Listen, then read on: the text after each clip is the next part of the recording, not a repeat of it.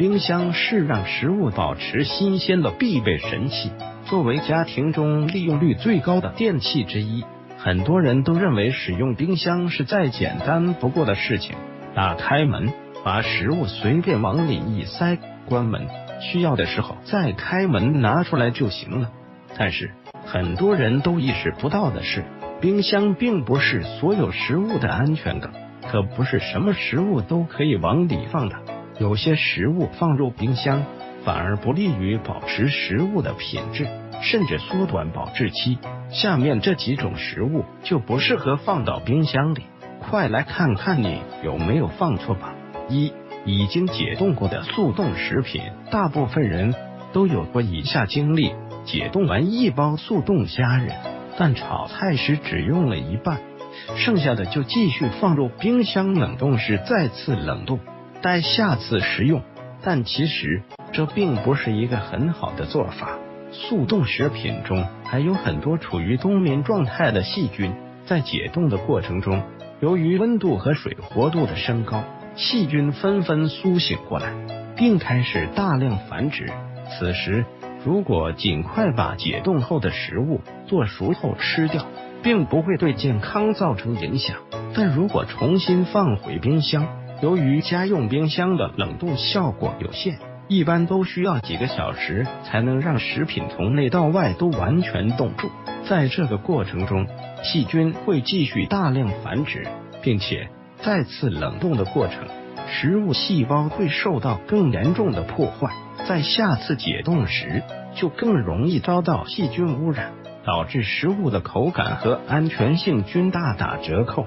所以解冻后的食物要尽量一次吃完，避免二次冷冻，或者在买回来时就将速冻食品分装好，每次只解冻一袋。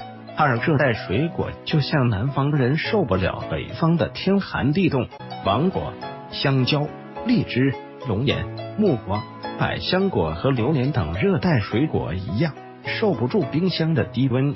把这些原产在湿热地带的水果放入冰箱保存，反而会让它们受到冷害，提前变黑变质，得不偿失。通常放在室温阴凉处即可。当然，如果你只是想放凉一下，尝尝冰凉的口感，倒是没啥问题，但久放就万万不可了。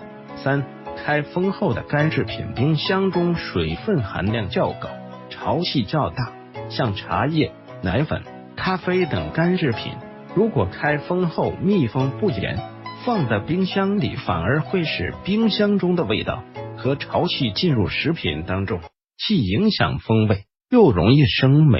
还有八角、茴香等香料同样不宜放入潮湿的冰箱存放，而且这些香料会在密闭的冰箱里不断散发气味，也会干扰到其他食物的风味。